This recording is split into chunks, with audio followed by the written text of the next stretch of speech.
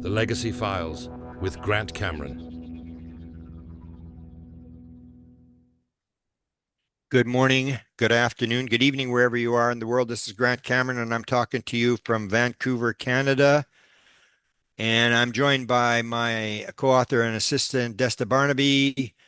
And we are going to be talking today about some of the videos we've put out in the last 2 weeks. And one of them was on the Buga Ball, which I first heard about. Somebody put in a comment or asked a question in one of our shows about it, and I didn't even really know what it was. But I had had some experience with what were called the Bates ball back in the 1970s. In fact, when we had the sightings in Carmen, Manitoba in 76, I believe we were dealing with a Bates ball. We thought we were chasing this thing around. We thought that's what it was. And so I started to look at the Bates ball and we wrote it up and we did an interview with Jaime Maussan, who is a broadcaster in Mexico City. And from what is described to me, when it comes to UFOs and paranormal phenomena, Jaime runs the Spanish world, South America, Mexico. You can't compete with this guy. He basically is the main guy. He used to work for 60 Minutes in Mexico City, and Desta and I did an interview with him. And then we always watch the comments. In fact, Desta's my good partner where I none doesn't really matter where people say. I really don't care because I get Desta to look at the comments. She looks at the comments, and I just sort of sit in the background. And I've got a very thin skin, so I just sit in the background, and then she tells me what people are saying. So when we did the Jaime Maussan one, apparently it was like Jaime's terrible, Jaime's a fraud, for Jaime's this, and I'm thinking like, where do people get this from? So we want to talk a little bit about this today. First, Desta, go through what people were saying, and where did they give any references to why they thought Jaime was a big fraud? I actually don't think anyone gave any reference, so everyone was just saying that he's a known hoaxer and all you UFO people are in this for the money. So I obviously commented a couple times that there's no money for us to at least be making in this, and that Jaime was spending a lot of money trying to get some of these things tested. But yeah, I don't think I was just running through in my own head the few things that he was involved in, assuming, because I know the big one, the big original one, I think when people were talking about him was the photos, the like were they Polaroids that were released, and he had a press conference in Mexico City. I don't even know if that was 10 Yeah. years ago.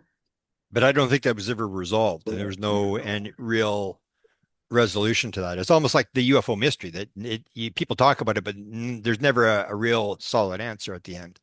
I think what a lot of people who are skeptics or claim that things are hoaxed is as soon as one person says something's a hoax, with even if they have no proof, a lot of other people just go, oh, well, it must be a hoax then. And there is no proof, and there was no proof even from that skeptic or the person who said it. But as soon as people start saying, oh, it was a hoax, then I think they just run with that. So I don't think one person actually said what they thought he was hoaxing Yeah. um, It's just but sort of become a thing. And that's what, so I phoned up Jaime after you told me there was all these comments and there had been a development, which I guess I can talk about with Congressman Burlison. And I phoned him up and he talked about this. He talked about this thing that he'd lost his reputation. And he claimed that the main reason was that the Minister of Culture in Peru, where these bodies were found, these they call them the mummies, the Peru mummies. Mhm. And you and I had a friend, Steve Mera, who did an investigation. He spent 15,000 bucks. He went down to Peru. He came to the conclusion that these things were put together by people. I've always had my doubts about that as well. And so I'm going like, well, how do you glue fingers together without anybody catching on? It's like the same as the alien autopsy. People said that that was a fake thing, and then you look at the alien autopsy video, and I'm thinking, man, you got to be pretty good to make a body that looks like that. That's completely, seamless. Plus, it didn't have a belly button and it have sex organs, which is what the aliens, what people experiencers actually report. No belly button, no nipples, and no sex organs. And so I was always wondered about that, but that became a big thing that this was all a hoax and whatever. And then Jaime got a bunch of universities working on this thing. And when I phoned him, he started talking about this fact that the once the Minister of Culture made this comment that these were put together by natives and glued together, and they were just body parts from different animals and stuff like that. And he found out that they hadn't even opened some of the files. They never even looked. They just got this statement. He filed, and for people who are very critical of him, you have to now sort of think twice before you do it, because if your comment really gets going, he filed a $300 million lawsuit against the country of Peru. And he told me that this is in the high court. It almost could be decided any day, and he believes he's going to win this lawsuit. And what he wants to do, he said, I don't need the money, but he said if he did, he would take these bodies on a tour through America to different universities to allow them to work on. He said the big bodies. I think it's the nine big bodies. And he started naming off all these people who had backed up these bodies, and we'd heard this before, that there was professors who were actually now standing beside it, that they were saying some of them are a hoax and some of them weren't. But what changed the whole thing was a statement by David Grusch. So there was an interview, and this is why I phoned Jaime to give him this information. He didn't have it. That Jaime had a news conference at Mexico City dealing with the Buga Ball, this ball that has the fiber optic things inside the holes and stuff like that. And there's holes inside the holes, and this very complex sort of thing. But the stuff on the top is very almost like a kid did it. And so he had this news conference, and Sid Goldberg from Gaia was there. Stephen Greer was there with three people from NASA, and he said they took 1 gram of material from the ball. He described where they got this material inside the hole and some of the metal, and they're taking it back. And Stephen Greer had this idea that this is connected to the mummies, that this is a very old ball and it's connected to the mummies, and he wants to do this carbon-14 dating on the material he got from the ball to make it combine. But he mentioned to me that this whole thing that these doctors, and the one doctor, he talks faster than I do, so it was very hard to keep up to Jaime. I was an 8-minute conversation, but he was just going on, and all these Mexican names. It's like this name and this guy worked on it, this guy, and all these teams of people that were working on this thing. But Jose Salsa is the main guy. Jose Salsa, according to Jaime Maussan, was an expert. He was some big shot in the Peruvian Navy, and he was asked to write a letter to put down the mummies and say they're human beings, and he refused to do it. And Jaime said not only did they arrest him, they put him in jail for a week. And this is the guy that when Congressman Berlison came, this is the guy that did the briefing for Burlison. So what happens is David Grusch, Jaime puts out this invite, and Burlison from this big committee, the congressional committee that's looking at the UFO thing, disclosure, all this kind of stuff. He says now he's the sort of the main guy. He's the sort of the head of this thing, and he's given an offer to go and see this Buga Ball. So he says, well, I think this is he was involved in these bodies. I think it's all a big hoax. I don't want to go. And then he talks to David Grusch. So David Grusch is now working for this committee. He was hired by Burlison to give them this insight on what to look for, where to go, stuff like that. And he said he had a discussion with David Grusch, and David Grusch said, well, some of it's hoaxed, but some of them are real. And he said, I had a classified briefing in which I got material that backed up that some of them are real. So that's why Burleson went. He didn't go to see the Buga Ball. He went to see the bodies, because Grusch told him that some of these bodies are actually real. And Grusch is a guy in the UFO community, I think, that you would say that both sides, whether you're either a negative side, positive guy, everybody thinks that Grusch is a legitimate guy, that he is this very powerful guy who may even have briefed the president of the United States. He's this very respectable guy. So if David Grusch says this, now what are we going to do? I mean, if we were doing this thing with Jaime Maussan about the bodies, are we all going to dump on David Grusch now? David Grusch is a hoax and all this sort of stuff. So he goes down there. So the main question I said to Jaime, I realize you're busy. I just got one question for you. I said, so when Burleson came, what happened? Did he looked at the bodies? How long did he spend looking at the bodies? And was he interested? Did he ask questions? And Jaime said, yeah, this Jose Salso guy was the guy that gave the briefing, and that Burlison was very interested, and he asked lots of questions. So that's what Jaime told me. And again, at the end, Jaime does what he always does. I always respect him. I've never had problems with Jaime. I've known him for years. You've known him for years. You had meetings. So that he's just a guy like your uncle who likes to grab stories and tell stories and get the weirdest kind of thing. And he knows how to market the stuff. If you remember, every time we'd have UFO Congress or we'd have an event like Paula's event, when you'd have, the thing would be half full. And then when it was time for Jaime to come, you people hanging from the rafters because he knew how to produce. It was produced out of a TV studio. So all the videos of the UFOs were, and they had music in the background. And you just sit there and watch this movie. It was just fascinating. So we've always known that. And he said to me, as he says every time, he said, Grant, whatever you need, I don't care what it is.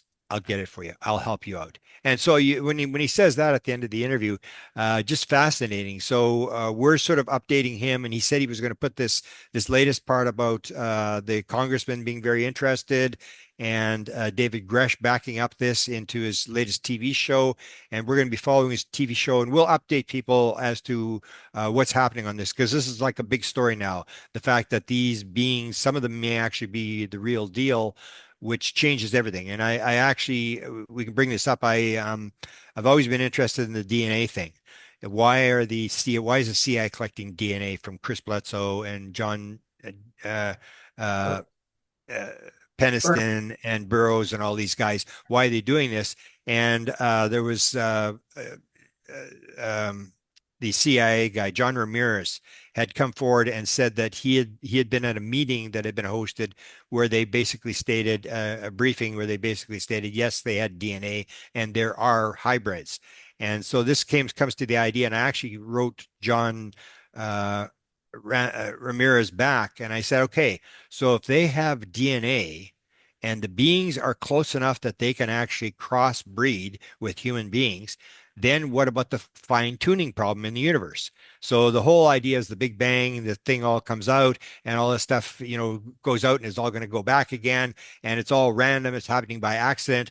And so you had what was this whole thing about the universal constants, that there was these 200 universal constants that showed this is out, the gravity is exactly perfect. This is exactly perfect.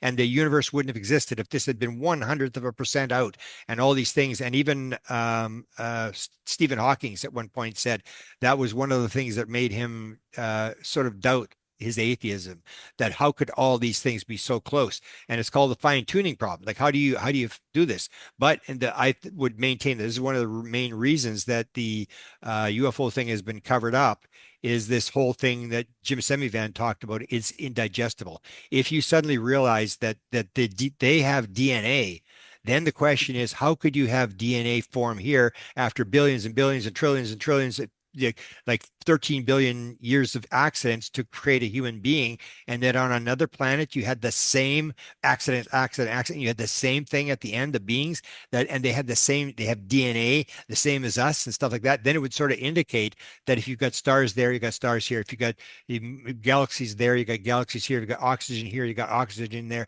That the universe is made out of a system, and it's just duplicating itself, and that there's going to be aliens out there, and they're going to have basically the same DNA as us. You got 2 arms, 2 legs, this sort of thing, unless they alter the DNA. And that is a big thing. I think that's one of the reasons, because it sort of blows the whole scientific idea of accident. And in our courses, we're going to do some courses. We'll get into this kind of stuff about this accident idea, about the fact that if you start looking at the UFO thing and the near-death experience and all the paranormal phenomena, you realize that there's some sort of force behind this, that this stuff is not happening by accident. And it's just the universe gets more complex, and the mathematics all links it together, but the mathematics is just describing what's going on. And this is an issue that I've always been interested in. And so with these beings, these beings are real, and they have DNA, then somebody's got some explaining to do as to where these beings come from. And it's the same sort of controversy, I think, as every controversy, whether it's UFOs or near-death experience. We're never going to convince everybody. We're just going to put the information out there, and the new generation will move it down the field. You're never going to convince the skeptics, as Max Planck said. Science advances when your skeptical friends die. That's how it moves. The new generation is in effect influenced the idea. So we'll keep up on this. And any comments you got or questions you got about Jaime and what he's doing, because I think he's just doing the best he can, and he will hype it up. I mean, if it's on TV, that's the whole idea. As you know, when you saw his presentations, they were like movies. They were not like little shoemaker, PowerPoint presentations like you and I would do. Yeah. No, I remember the Maria Mummy, at one of Paula's conferences, had the big presentation about the Maria Mummy, like walking properly, like how it would, based on the skeleton, Yeah. how she would be actually moving and walking and stuff. And yeah, it's really interesting. Yeah, Yeah, the only thing I would really add is that you can't really tell the problem with sending, and I'm sure you know more about this, but for like controversial or paranormal stuff, I mean, you can't really trust most of the labs. That's the problem with a lot of people don't even want to send pieces of the metal from the craft that they get to any lab, because if you could say, if you take the conspiratorial route, the lab, if it's real, is going to steal it from you and you're never going to get it back. If they're going to say it's yeah, national security, or they're going to say it's an alien or a UFO or whatever, or they'll just say, because I remember there was problems with the little bean, the Sirius bean yeah, that Stephen Greer had too. They send it to the lab, and it's either we lost the results, or someone gets paid off to say that it's human, or someone gets paid off to say that it's alien. You can never really trust what the lab results are, because unfortunately so many people could be, like you're saying that Jaime said about the guy. He was going to be paid to say that it was human. So that's unfortunately the problem, is that you can't really tell. You can't really say it's a hoax and believe it, and you can't really say it's 100% real and believe it, because unfortunately there's always these problems with the labs, and you can never tell if the person at the lab was paid off to say whichever side it was on, right? So I think that's yeah, where a little bit of skepticism should come in, but it doesn't mean, like, I certainly wouldn't say that saying that Heine's hoaxing it. I wouldn't say that. yeah, He's trying to get to uncover the information, just like everyone is trying, and it's yeah. just like really hard to get proper information, especially if the government or the CIA, in my perspective, is involved. Yeah, and they would be, because I mean, the guy who runs the Skywatcher stated there was 385 government labs. It's like, holy cow. I mean, they just basically Yeah. they'll try to control everything. And it does happen. We even had one, and I forgot until you brought up this thing about the labs and switching stuff. We even had in the last video or two videos ago, and I thought there'd be all sorts of people commenting, and only one person commented. And that is the fact you talked about the labs, that J. Allen Hynek, who was the premier UFO researcher until he died in 1986, he used to work for the American government and then had a come to Jesus moment, supposedly, and decided he was going to be on the other side. There was always rumored stories that J. Allen Hynek was still working for the U.S. Air Force. That he was doing UFOs privately and helping people, but he was also working for the Air Force, and he was paid till the day he died. And there's a story that we tell about the Bates Ball. And the Bates Ball was held by a family in Florida, and the woman was very wealthy. She didn't need the money or the publicity. She actually shut down after a while, and you cannot get a hold of her. She will not talk to anybody. They've still got the ball. And there was the whole story that this ball would roll around. It was brought to the National Enquirer in 1974, just before I got involved. And that's why I knew about the Bates Ball, because I was friends with the National Enquirer reporter, and he told me this whole story, and I saw the articles and stuff like that. And this ball would roll around and it'd make this noise when the guy was playing his piano, his guitar. That was the first time this thing started making noise. And then it would start rolling around the ball. It would follow people around and stuff like that. And so they took it to the National Enquirer, who had a reward for $1 million. And Heinik was on this panel for the National Enquirer to determine, is it extraterrestrial, and the Enquirer would pay. I think they paid out $50,000 a couple of times, but they never paid out the $1 million. All they were trying to do is pull all the cases in, because if you get the $1 million reward, so all the cases would come to them instead of the government. And this is where they had this whole thing about the ball that they said that once it was there, the woman that had it, that controlled it, believed that it was either switched at this conference. I think it was a MUFON conference where they took this ball and the panel was there. It was either switched there or when Jalen Heinik came. So Jalen Heinik said, when he was on the panel, he said, oh no, the thing's a hoax. The thing's a hoax. And then he started contacting this woman and he said, I'd like you to bring the ball to Chicago. So you had this two-sided thing where is it a hoax or why are you asking for the ball? Why are you paying so much attention to this ball if you think it's a hoax? And she said, nope, it's not going anywhere. If you want to see it, got to come here. So the story that she told was Jalen Heinik showed up at her house and already the ball seemed to have stopped working. And he had a bag, which was like a doctor's bag, like the old doctor's bag, which was sort of wider than it was, it was very sort of wide and sort of contained all these tools. So he came with his bag. And then there's two different stories. One was the fact that he said that he wanted to have the ball in the bedroom with him at night. He wanted to sleep with the ball. And then one guy said, well, no, it doesn't mean they got married, but he was sleeping with the ball. And the other one was that he didn't ask for the ball in the bedroom, but she got up in the middle of the night and he was doing stuff on the ball with the ball. And so the whole question was, the ball stopped working. It stopped doing what it was doing. And this all happened around Heinik. And the idea was, did they switch the ball? Did the Navy, who was trying to get this, the Navy had it, and then the Navy was going to bring the ball back to the family. And as the guy was coming to bring the ball, the woman gets a phone call from the Navy and they say, could you tell the captain to phone us once he gets there? And then he phones, he says, yes, sir, yes, sir, yes, sir, yes. And then he said, oh, the Navy would like to keep the ball. So here's everybody saying this thing's a hoax, but the Navy wants to keep the ball now. And so the question was, did they switch it out at the MUFON conference because it stopped working? And she was suspicious. So she went to re-X-ray the ball. And the first X-ray, I've contacted the woman. She did a series called what was it called? The Oddball. It was a 5-part series, a podcast, and it was really good reporting. And she's since left I think it's a public radio TV radio station in Florida. She's left and she's now working in Hollywood, doing something in Hollywood.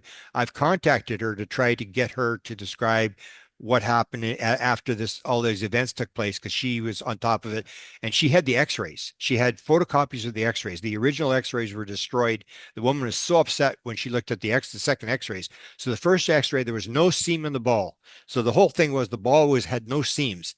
And the question was how, like, usually put two balls together and then you cut the seam or whatever, but there was no seam. And there was these 3 objects. There was 2 small objects and there was a bigger object which had a thing coming off it, looked like an antenna.